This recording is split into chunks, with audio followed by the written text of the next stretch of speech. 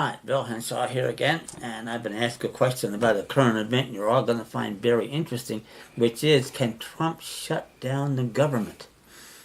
Most of us are well aware of the fight going on to reopen government. While this is hardly the first time a shutdown has occurred, the possibilities here of an extended freeze-out raise some seldom-seen issues of constitutional law, which might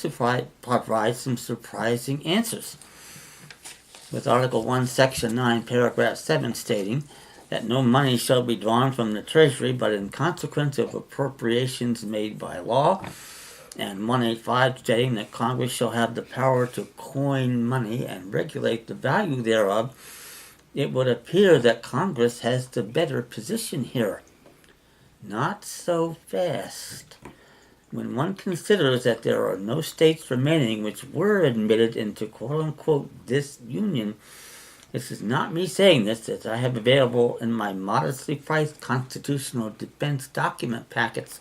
information available via email at unincourt@gmail.com, a 77-page unopposed brief on admission of new states containing no less than 70 decisions of the U.S. Supreme Court. We are confronted by an abyss of constitutional confusion which could not have been envisioned by any of the framers, with the possible exception of that traitor Alexander Hamilton.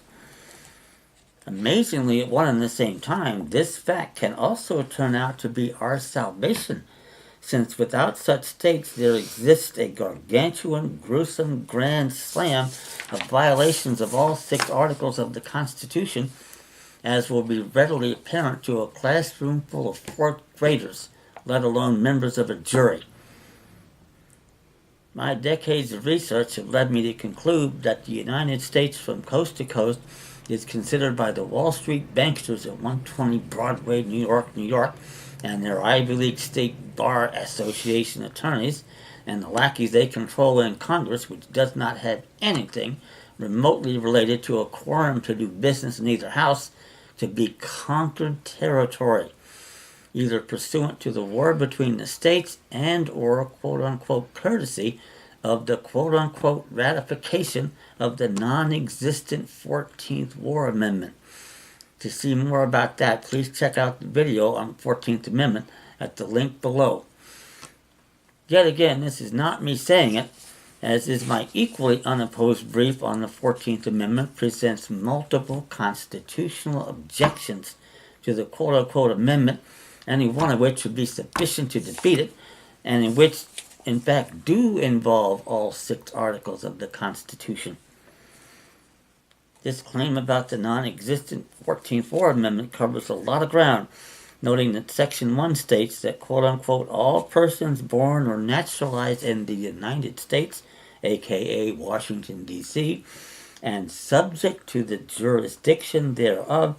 are citizens of the United States and the state wherein they reside. Thus, on the one hand, we have the states then lately in rebellion, quote-unquote, which have never been readmitted into this union, assuming arguendo they needed any such readmission,